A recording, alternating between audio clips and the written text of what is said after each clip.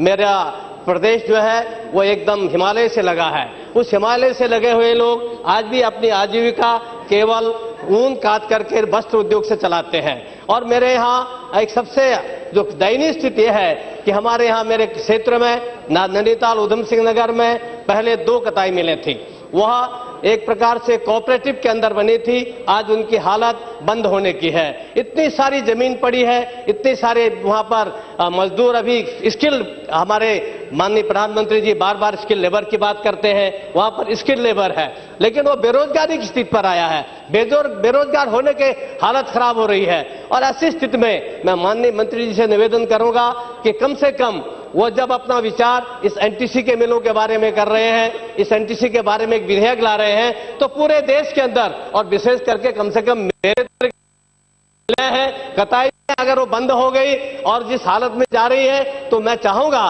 कि मैं बहुत इस पर लंबा न जाते हुए कि वो उन मिलों को एनटीसी के साथ ले रहे या फिर वहां पर एक टेक्सटाइल पार्क खोल करके और उन मिलों को अपने हाथ में लेकर के, जो पहाड़ में आज पलायन हो रहा है, जो उद्योग की बड़ी समस्या है, बेरोजगारी की समस्या खड़ी हो रही है, वहां जो रोजगार प्राप्त लोग हैं वो भी बेरोजगार हो रहे हैं। तो मैं चाहता हूं कि माननीय मंत्री जी जिस समय इस एनटीसी बिल का पर आगे और कहते हैं राजा वो नहीं है जो भूखंडों पर राज करता है, बल्कि राजा तो वो है जो दिलों पर राज करता है। महाराष्ट्र के महामहिम राज्यपाल भगत सिंह कोश्यारी का व्यक्तित्व भी उस राजा की तरह है जो लोगों के दिलों में राज करता है। भगत सिंह कोश्यारी भले ही आज महाराष्ट्र के महामहिम राज्यपाल हैं और उनके ऊपर राजकाज की बहुत बड़ी जिम्मेदारी भी है, उसके बाद भी उनका संपर्क उत्तराखंड के दूरस्थ गांव में रह रहे लोगों से उसी तरह बना हुआ है जिस तरह का संपर्क उनके सक्रिय राजनीति के दौरान हुआ करता था। भगत सिंह कोश्यारी का जन्म 17 जून 1942 को अल्मोड़ा जिले के बागेश्वर के एक अति दुर्गम गांव नामती चेट्टा बगड़ में हुआ। उन्होंने प्रारंभिक शिक्षा के बाद आगरा विश्वविद्यालय के अल्मोड़ा कॉलेज से अंग्रेजी साहित्य में किया और छात्र राजनीति की शुरुआत भी अल्मोड़ा कॉलेज से ही की। वे साल 1961 में अल्मोड़ा कॉलेज में छात्र संघ के महासचिव चुने गए। साल 1975 में जब देश में आपातकाल लागू किया गया, तब भगत सिंह कोश्यारी ने इमरजेंसी का विरोध किया, जिसके चलते उन्हें करीब 1.25 साल तक जेल में रहना पड़ा। इसके बावजूद वे झुके नहीं, उन्होंने सरकार की गलत नीतियों का विरोध करना जारी रखा। साथ ही उत्तराखंड में संघ और बीजेपी के संगठन को मजबूत किया, या यूं कहें उत्तराखंड में संघ और बीजेपी के संगठन को मजबूत करने का श्रेय उन्हीं को जाता है। उनके अंदर देखिए अनुशासन, उनके अंदर कर्मठता, उनके अंदर सादगी, सरलता। मैं सही बताऊं तो पूरे देश के अंदर मैं बहुत सारे लोगों के संपर्क में आया, बहुत सारे लोगों के साथ काम करने का अवसर मिला, उनके साथ एक विशिष्ट सा अनुभव मुझे हुआ। महाराष्ट्र के महामहिम राज्यपाल भगत सिंह कोश्यारी उत्तराखंड प्रदेश बीजेपी के अध्यक्ष तो रहे ही हैं, वे पार्टी के राष्ट्रीय उपाध्यक्ष की जिम्मेदारी भी संभाल चुके हैं। वे यूपी विधान परिषद के सदस्य भी रहे हैं। वहीं उत्तराखंड राज्य गठन के बाद उन्होंने पहले नित्यानंद स्वामी कैबिनेट में मंत्री पद संभाला और फिर उत्तराखंड के मुख्यमंत्री पद की जिम्मेदारी निभाई। यही नहीं, भगत सिंह कोश्यारी उत्तराखंड विधानसभा में नेता प्रतिपक्ष की जिम्मेदारी भी संभाल चुके हैं। साल 2008 में भगत सिंह कोश्यारी राज्यसभा के सदस्य बने और 2014 तक राज्यसभा के सदस्य रहे। उस दौरान उन्होंने कई संसदीय समितियों में महत्वपूर्ण जिम्मेदारी भी निभाई। साल 2014 में भगत सिंह कोश्यारी ने नैनीताल लोकसभा सीट से चुनाव लड़ा। उस चुनाव में जनता का उन्हें बड़ा समर्थन मिला। उन्होंने 2,83,000 से भी ज्यादा मतों के अंतर से अपने प्रतिद्वंदी को हराकर इतिहास रच दिया। इससे पहले इस सीट पर 1957 से 2014 तक कांग्रेस को 10 बार जीत हासिल हुई थी। जब माननीय कोश्यारी जी नैनीताल लोकसभा से चुनाव लड़े थे और वो सीट हमेशा कांग्रेस की मानी जाती थी शुरू से, एक दफ़े हमारी बीजेपी से मिसेज पंथ लड़ी थी तो वो जीती थी, उसके पहले बलराज पासी जी जीते थे पर बहुत कम मार्जिन से। लेकिन कोश्यारी जी ने जो जिस ढंग से चुनाव लड़ा उसको मानते हुए उनकी ऐतिहासिक जीत वहाँ पे हुई। लगभग 2.25-3 लाख वोटों से वो जीते। भगत सिंह कोश्यारी अपनी सादगी के लिए तो जाने ही जाते हैं, साथ में उन्हें ऐसे राजनीतिक के रूप में भी जाना जाता है जिन्होंने युवाओं को राजनीति में आने के लिए प्रेरित किया। यहाँ तक कि कई नौजवानों को वे राजनीति में खींच कर लाए, जिन्हें उन्होंने राजनीति के गुर सिखाए। उनमें से कई आज विधायक, मंत्री, सांसद और मुख्यमंत्री तक बन चुके हैं। मुझे भारतीय जनता पार्टी में लाने का और मेरा मार्गदर्शन करने का, मुझे उचित रास्ता देने का, एक नौजवान के रूप में भटक रहा था, संघर्ष कर रहा था, मुझे यहाँ लाए, मुझे मौका दिया। आज मैं दूसरा विधायक हूँ, तो निश्चित रूप से इसमें भगत दा का आशीर्वाद है। भगत सिंह कोश्यारी ने अपने पूरे जीवन को संघ और बीजेपी को समर्पित किया है। वे जब तक सक्रिय राजनीति में रहे तब तक रात्रि प्रवास गांव में ही किया करते थे। यही वजह है कि राज्य के 80% गांवों के बारे में उनको जानकारी हासिल है और उन गांवों के हजारों लोग व्यक्तिगत रूप से उन्हें जानते हैं। भगत दा ने उन्हीं गांवों से राजनीति में रुचि करने वाले नौजवानों को संघ और बीजेपी के साथ जोड़ा, जिससे प्रदेश में बीजेपी का मजबूत संगठन खड़ा हुआ। कभी मुझे लगता है कि अगर उस बचपन में माननीय कोश्यारी जी हमको इधर नहीं लाते, रास्ता नहीं लगाते, शाखाओं में जाना, राष्ट्रीय स्वयंसेवक संघ के प्रति अपने काम करना, डेडिकेशन में अपने शाखाओं में जाके गीत गाना और प्रार्थनाएं करना, जो संस्कार धीरे धीरे बनते गए, तो वो बनते बनते बनते आज यहाँ तक हम आए हैं। इसके लिए मैं कोश्यारी जी के लिए जितना कहूँ उतना कम है। वो मेरे राजनीतिक गुरु हैं। भगत सिंह कोश्यारी को पहाड़ के लोग गुदड़ी का लाल कहते हैं। उन्होंने अपने जीवन में जो भी पाया उसे अपनी मेहनत और जीवटता से हासिल किया। सबसे अहम उनकी सादगी और सरलता के लोग कायल हैं। उनके जानने वाले कहते हैं उनकी सादगी और सरलता के साथ कर्मठता का जो मेल है वही उन्हें शिखर तक लेकर गई, जो अमूमन दूसरे लोगों में कभी नजर आती है। ये वो व्यक्ति हैं, उन सूचियों में इनका नाम है कि जिन्होंने देश की सेवा के लिए, संगठन की सेवा के लिए अपना घर परिवार नहीं बसाया साहब, हम जैसे लोगों को सींचने का काम किया है। ऐसे माननीय भगत दा के लिए हम उनको उज्जवल भविष्य की और स्वस्थ जीवन की कामना करते हैं। भगत दा उत्तराखंड की राजनीति में अपने प्रशासनिक निर्णयों के लिए भी जाने जाते हैं। उनके बारे में कहा जाता है वे राजनीतिक दृष्टिकोण से कभी फैसले नहीं लेते थे। उनके लिए देश हित सर्वोपरि रहता था। उत्तराखंड में ऊर्जा मंत्री रहते हुए उन्होंने टिहरी झील में जलभराव का जो फैसला लिया, उससे बीजेपी को राजनीतिक दृष्टि से भले ही नुकसान हुआ हो, लेकिन उनके फैसले से वहां बिजली का उत्पादन शुरू हो सका, जिससे आज देश के कई राज्यों में बिजली की आपूर्ति हो रही है। उनकी जीवटता, उनकी कर्मठता और उनका एक कमिटमेंट था कि किसी भी कीमत पर उन्होंने जो है देश के हित को आगे रखकर, यानी पार्टी के हित को पीछे किया। उस समय में वो ऊर्जा मंत्री थे और वहाँ के जिलाधिकारी और वहाँ के पुलिस अधीक्षक की रिपोर्ट थी कि अगर ये टेहरी डैम के काम को फिर से चालू करवाया गया तो यहाँ पर टेहरी डैम तो बन जाएगा लेकिन आपकी पार्टी चली जाएगी। कोश्यारी जी ने कहा उस समय कि मुझे पार्टी की चिंता नहीं है, मुझे अपने देश की चिंता है, और वही हुआ। टेहरी डैम तो बन गया लेकिन उसके बाद चुनाव हुए तो वहाँ पर हमारी पार्टी सभी की सभी सीटें हार गई। भगत सिंह कोश्यारी की जीवटता, कर्मठता और सरलता की तारीफ विपक्षी नेता भी करते हैं। उसकी वजह भी है उन्होंने न केवल अपनी पार्टी के नेताओं का बल्कि विपक्षी दल के नेताओं का भी मार्गदर्शन किया। भगत सिंह कोश्यारी जी के साथ मुझे काम करने का मौका मिला।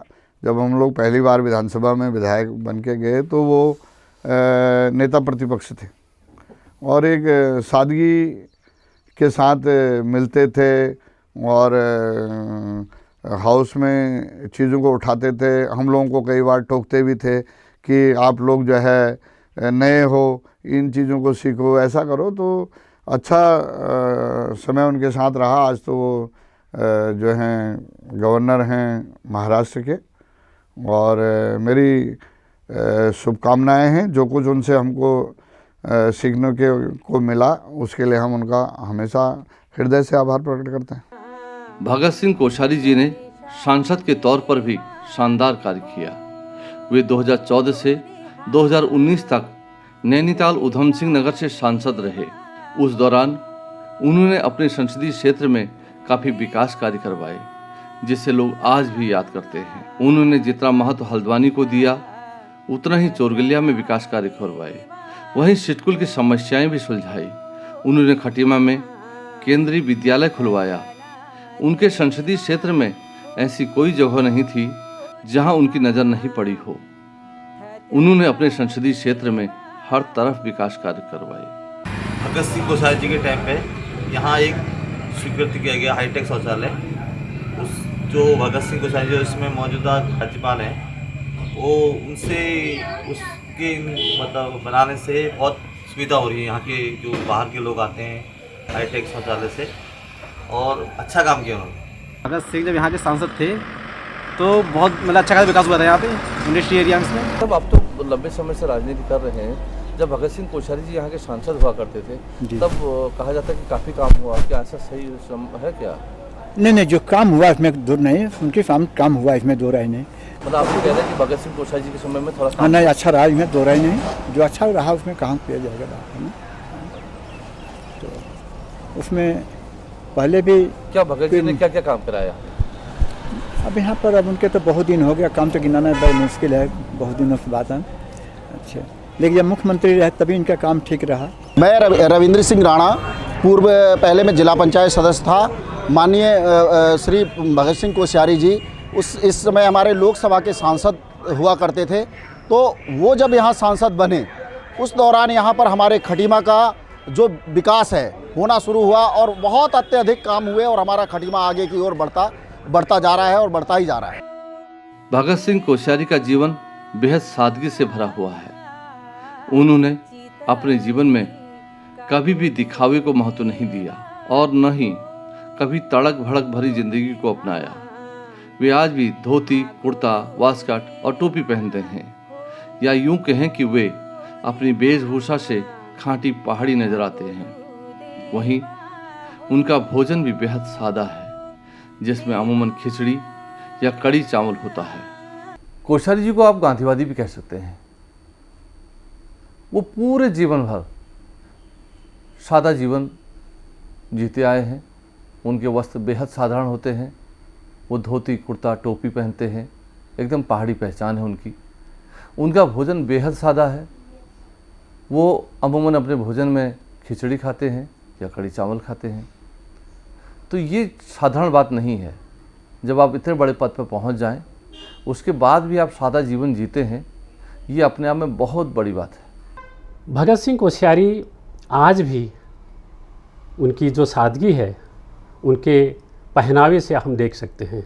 आज भी उनकी टोपी जो पहाड़ की एक खास पहचान देती है, उनकी धोती, उनके पाँव पे एक साधारण से चप्पल और उनका जैकेट, ये उनका पहचान है।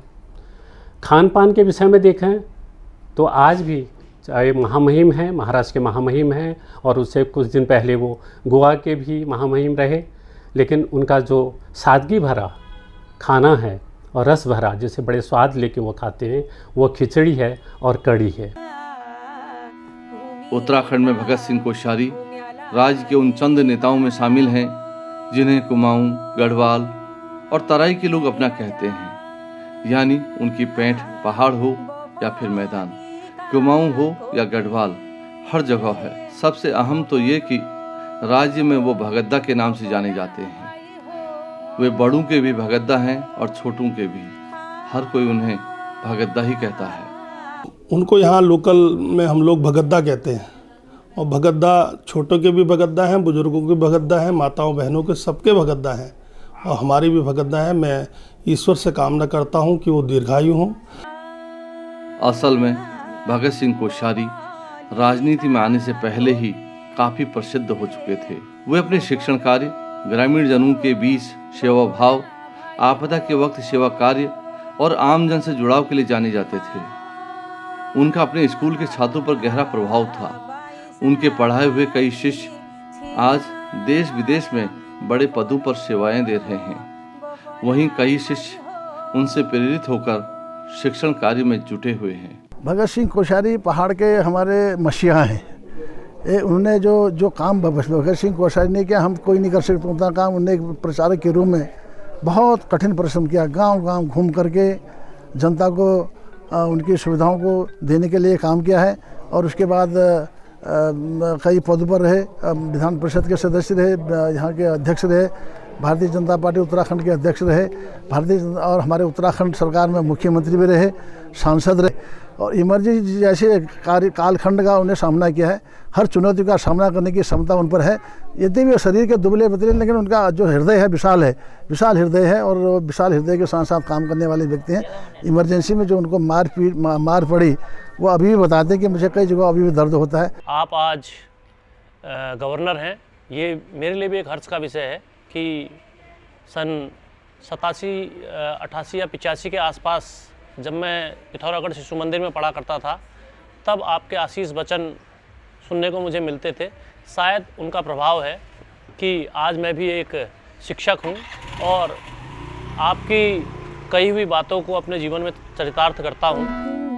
भगत सिंह कोश्यारी को जानने वाले कहते हैं वे आज भी एक शिक्षक ही हैं। वे जब भी नौजवानों से मिलते हैं उनका मार्गदर्शन करते हुए नजर आते हैं। पिथौरागढ़ के शिशु मंदिर में उन्होंने अध्यापन के दौरान एक पूरी पीढ़ी के मन में राष्ट्रवाद की अलग जगाई। इसी दौरान उन्होंने प्रदेश में भ्रमण कार्य शुरू किया, जिससे बड़ी तादाद में युवा उनसे जुड़े, जिनमें से कई राजनीति में भी आए, जो अब प्रदेश और देश में बड़ी जिम्मेदारियों को संभाल रहे हैं। नमस्कार भगतदा, काफ़ी पहले से जो है आपका मार्गदर्शन मिलता रहा है। जब आप उत्तराखंड में मुख्यमंत्री थे तो जो है जनता के बीच जब भी आप आते थे तो जो है जनता आपसे आपको अपना करीब समझती थी। आप जन जन के नेता हैं। और उसके बाद जब दूसरे टर्म में आप नेता प्रतिपक्ष रहे तो उस समय आपसे श्रीनगर कार्यालय में, बीजेपी के श्रीनगर कार्यालय में आपसे काफ़ी मिलना जुलना रहता था और आपका मार्गदर्शन प्राप्त होता था। आप भारतीय जनता पार्टी के ही नहीं, उत्तराखंड की जनता के जन जन के नेता हैं। दशकों तक आप लोगों के बीच में रहकर, उनके बीच में ही प्रवास कर लोगों की सेवा करते रहे। शायद ही कोई ऐसा दिन हो जब भगत सिंह कोश्यारी अपने घर में रहे हों। और हम इसको इस तरीके से भी देखते हैं कि जब भगतदा का जन्म उत्तराखंड के एक छोटे से ज़िले बागेश्वर की एक कपकोट तहसील, जो दूरस्थ इलाके पे स्थित है, उसका एक गांव नामची चिट्टाबगड़ में आपका जन्म होता है। अल्मोड़ा में आपकी शिक्षा दीक्षा होती है और आपका जो सफ़र आगरा विश्वविद्यालय तक भी पहुंचता है। और इसके बाद जिस तरीके से राष्ट्र की सेवा के लिए आपने अपना पूरा जीवन समर्पित किया, उसी का परिणाम है कि आज भी उत्तराखंड का जन जन, हर आम आदमी, हर आम व्यक्ति भगतदा को अपने से जुड़ा हुआ महसूस करता है।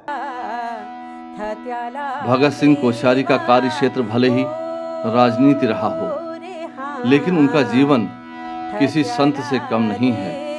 उन्होंने पद का कभी अभिमान नहीं किया। जो भी उनसे मिलने आया उसकी परेशानी को उन्होंने ध्यान से सुना और तत्काल सुलझाने की कोशिश भी की, जिससे लोगों की उलझनें दूर हुई और जिंदगी काफ़ी आसान हो सकी। नमस्कार भगतदा। नमस्कार भगतदा। मैं और मेरी धर्मपत्नी प्रिया,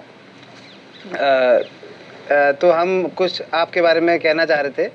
तो आप यहाँ पे जब सांसद रहे थे तो उस वक्त आपसे पहली बार मेरी मुलाकात हुई थी। खैर नौकरी के सिलसिले में मैं बाहर रहा करता था, पर जब बीच में एक बार मम्मी पापा के आग्रह से हम सब लोग आपके पास मिलने गए थे, कुछ हमारा काम भी था, तो आपने बहुत ही अच्छे ढंग से हमें एंटरटेन किया और हमारा जो काम था एकदम तत्परता से हमारा जो काम हुआ है, उस वजह से उस जो काम उस टाइम पे हुआ था वो काम से हमारा ज़िंदगी की काफ़ी सारी चीज़ उलझनें दूर हुई थी और तभी आप हमें हमेशा याद रहते हैं। और मेरी धर्मपत्नी कुछ बताना चाहेगी इस बारे में, भगतदा के बारे में। मैं अपने पति से बिल्कुल सहमत हूँ। जब आप यहाँ पे सांसद थे तब मैं पढ़ाई कर रही थी और उसके बाद मैं यहाँ पे आई शादी करके हल्द्वानी। तो आपके राज में हमें बहुत आसानी रही, हमने बहुत अच्छा समय व्यतीत किया और आपका कार्यकाल बहुत ही सुंदर रहा है। और आज आप महाराष्ट्र के गवर्नर हैं और आपकी ये उपलब्धि और ये आपका ओहदा देख के हमें बहुत खुशी होती है और हम आपके लिए चाहते हैं, हम आपके लिए बहुत अच्छी भावनाएं रखते हैं और आपकी बहुत चाहते हैं कि आप इस तरह ही आगे हमेशा कार्यभार अपना संभाले रहें और आगे बढ़ते रहें। धन्यवाद। धन्यवाद। 31 अगस्त 2019 को राज्यपाल पद की जिम्मेदारी मिलने के बाद से भगतदा महाराष्ट्र के राजभवन में रह रहे हैं, लेकिन उनके जानने वालों का कहना है कि उनका मन उत्तराखंड के गाँव में बसता है। यही वजह है कि जब भी उन्हें मौका मिलता है वे उत्तराखंड आने से नहीं चूकते हैं और छोटे छोटे कार्यक्रमों तक में शिरकत करते हैं। भगतदा नमस्कार, मैं हल्द्वानी से दमयंती करगेती बोल रही हूँ। आप पहले सांसद थे तो अच्छा लगता था, कोई भी काम हो आपसे मिलने में बड़ी सुविधा होती थी और एक विश्वास जैसा बनता था, भरोसा रहता था। आप राजभवन में हो तो अच्छा लगता है, खुशी होती है, बहुत खुशी होती है। भगतदा नमस्कार, मैं मोहनचंद करगेती हूँ, हल्द्वानी से बोल रहा हूँ मैं। आप सांसद रहे यहाँ के, बड़ा स्नेह करते थे लोग आपसे, बड़े आत्मीयता रखते थे, बड़ा अपनापन रखते थे। आपकी याद सबको आती है, अभी हमको भी आती है। अभी आप राज्यपाल हैं, हमें अच्छा लगता आप इधर ही किसी बड़ी पद में होते। आप मुख्यमंत्री भी रहे यहाँ के, सांसद भी रहे, बड़ा अपनापन रखते थे, लोग आपके पास आते थे, बहुत आशाएं लेके आते थे और आप उनकी आशाओं को पूरा करते थे। राजनीति में एक जुमला है, व्यक्ति से बड़ा दल होता है। ये बात सही है कि व्यक्ति से बड़ा दल होता है, लेकिन ये भी सही है कि व्यक्तियों के जुटने से ही दल बनते हैं। लेकिन ये समझना भी आवश्यक है कि दल तभी जनता में अपनी छाप छोड़ते हैं जब भगतदा जैसे लोगों की उसमें मौजूदगी होती है।